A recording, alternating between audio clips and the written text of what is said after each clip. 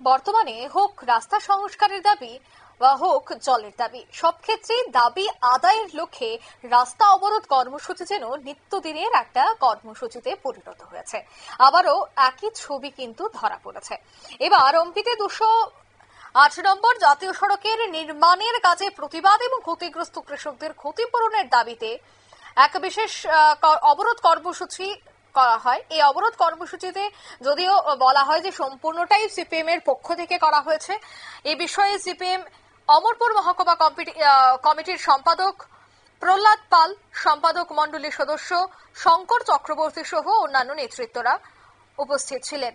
বক্তারা যে অভিযোগ করেন তা হচ্ছে জাতীয় সড়ক নির্মাণে ব্যাপক অনিয়ম, কৃষকদের ক্ষতিপূরণের ব্যবস্থা করছে না বর্তমান সরকার, নিম্নমানের কাজের কারণে সাধারণ মানুষকে ভোগান্তি শিকার হতে হচ্ছে।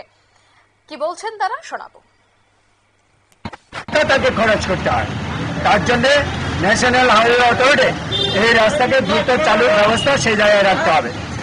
3 নম্বর বিষয়, যে সমস্ত মাটি যে সমস্ত জায়গায় ফেলানো হয়েছে সেই সমস্ত ক্ষেত্রগুলোতে জমি এবং পুকুর, দুই ক্ষেত্রে আমরা দেখলাম এইসব মাটি পড়ে তার চাষের জমিতে নষ্ট হয়ে গেছে এবং তার পুকুর মাছের চাষ ছিল ওটা নষ্ট হয়ে গেছে। গরিব কৃষক, গরিব জমিয়ার, তার সামান্য একটা লেক ছিল, পুকুর ছিল, ওটা ক্ষতি হয়েছে।